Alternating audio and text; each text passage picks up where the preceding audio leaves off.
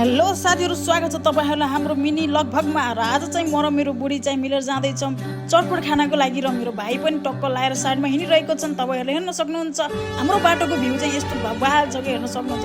हामी दोकानमा पुगिसकेको छौं र मेरो बुढी चाहिँ आन्टीलाई बोलाउन गइरहेको छ। भाइ पनि यता उटी डुलिरहेको छ। आन्टी चाहिँ आउनु भएको छ र बाल्टी निकाल्नु भयो। धमधम लाएर चाहिँ अब चटपट बनाउन स्टार्ट गरिरहनु भएको छ। टक टक टक टक टक टक प्याज काटिरहनु भएको छ र प्याज हालेर एकदम दामी तरिकाले म चटपट बनाउन स्टार्ट गरिरहनु भएको छ। म चाहिँ यहाँ बसेर भ्लग बनाउँदै छु र आन्टीले चाहिँ आलु पनि छिलिरहनु भएको छ। ल स्वयं स्वयं स्वयं स्वयं लाएर बनाउँदै हुनुहुन्छ र म चाहिँ यहाँ बसेर यसो हेरिरहेको छु आन्टीलाई के हाल्नुहुन्छ भनेर। मेरो बुढी र भाइ चाहिँ उता बसेर गर्मी भएको कारणले चाहिँ बाहिर बसेर हावा खाइरहेको छन् र म चाहिँ यस्तो गर्मीमा पनि आन्टीको अघि पछि घुमिरहेको छु, किनकि म भिडियो बनाउँदै छु र आन्टीले सबै मरमसला हालेर हामीलाई रेडी गरिदिँदै हुनुहुन्छ स्वयं स्वयं स्वयं स्वयं प्लेटमा रोइ रोइ रोइ नै। त्यसपछि हामीले चाहिँ मुखमा खुवाई खुवाई खुवाई खुवाई। ल आज चाहिँ यति मात्रै होइन, किनकि अहिले मोमोको पाली पनि आउँदैछ। भाइले अहिले चटपट टेस्ट गरिरहेको छ भने हाम्रो मोमोको पालो आउँदै मोमोको पाली आइसकेको छ। तपाईहरुले हेर्न सक्नुहुन्छ र हामीले चाहिँ खाइरहेछौँ मोमो।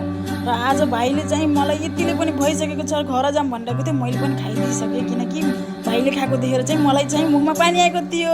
मान्छेले खाना खाएपछि फेरि हामीलाई भन्दा छिटो छोडेर जाने चलन रहेछ, त्यो चाहिँ मलाई थाहा थिएन। र आजको लागि यति नै छ। ल भोलिको लागि भेटौँला। ल बाई।